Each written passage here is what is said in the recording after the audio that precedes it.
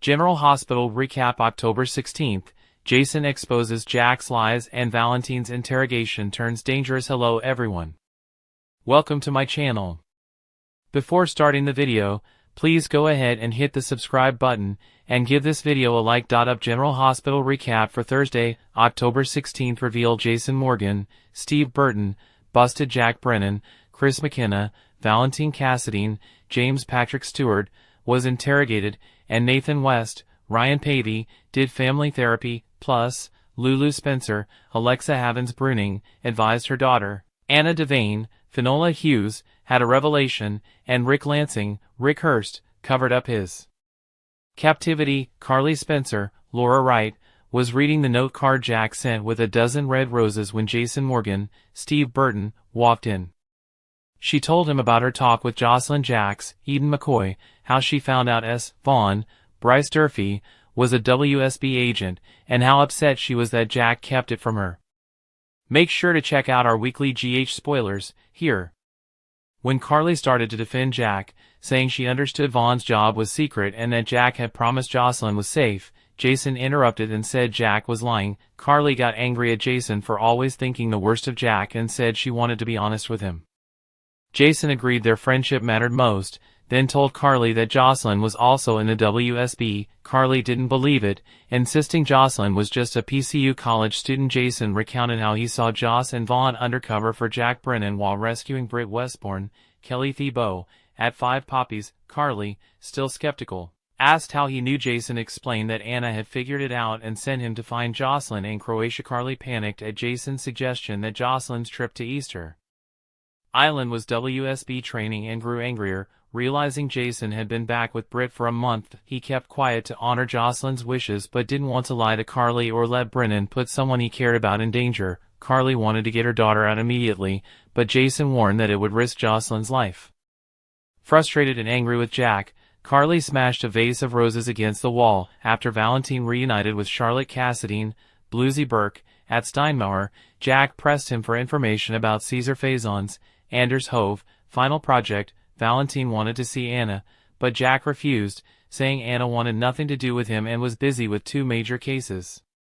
When Jack pushed again for details, Valentin questioned why Jack cared so much about a dead man. Jack explained that 2 of Faison's children have recently returned from the dead, and Britt was found working at a research facility in Croatia. Valentin pointed out that if Britt was involved in anything related to Faison, he would not have trusted her to lead it, and Faison was not working alone. Jack asked for the name of Faison's partner, but Valentin said he didn't know. He did reveal that the project was still active and making big advances, even though it was dangerous. This frustrated Jack, who argued that the Cold Fusion project was partly based in Charlotte's hometown and urged Valentin to cooperate. Even though he was in shackles, Valentin reminded Jack that he should focus on keeping his daughter safe.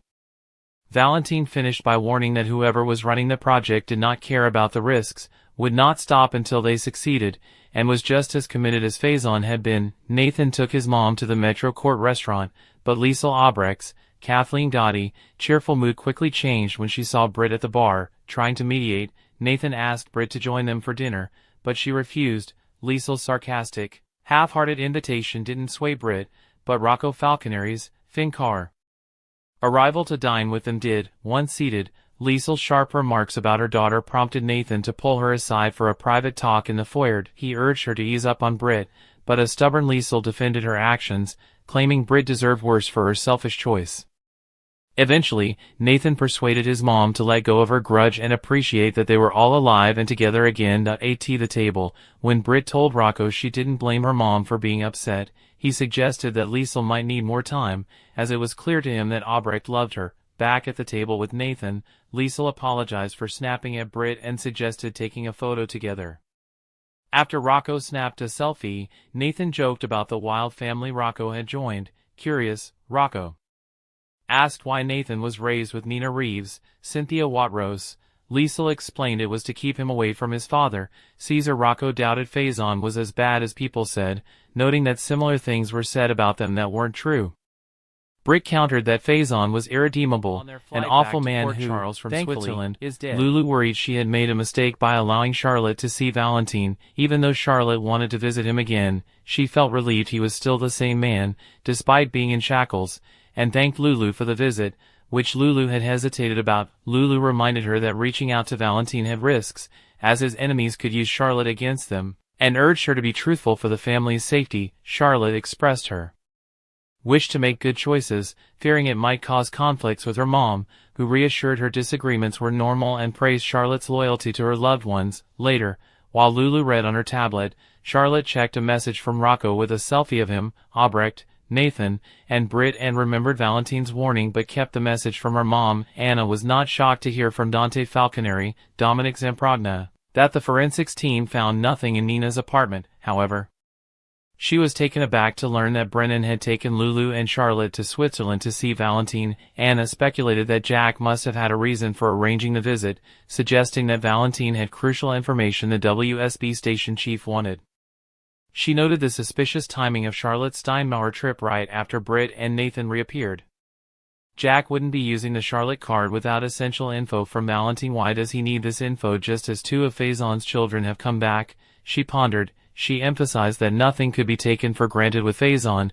Anna remembered that although Valentin wasn't in Faison's inner circle, Faison valued his intelligence. Dante mentioned that Valentin was close to Faison's other son, Peter August, Wes Ramsey, but Anna believed Faison had always been more focused on Nathan. Dante pointed out that while Nathan's whereabouts were unknown, his former partner had no ties to Faison. This worried Anna, as she feared Faison might be the reason for Nathan's amnesia.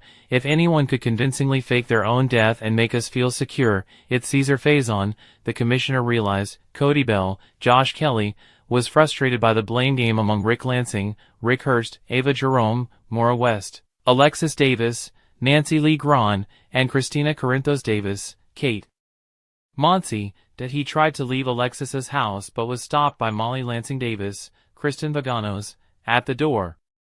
Thrilled to see Rick in her mom's living room, Molly expressed how much she missed him and was glad he was back to complete their wild family. Instead of revealing his captors, Rick said he'd been in hell for 30 days on a digital detox and thanked Cody for saving his sanity. Seeing less than a minute left on the wire transfer on Alexis's laptop, Rick shut it down and chose to hide the truth from Molly. To explain his absence, he claimed he joined a cult. Rick described how he had to give up his phone and drink a tea. Are you saying you literally drank the Kool-Aid?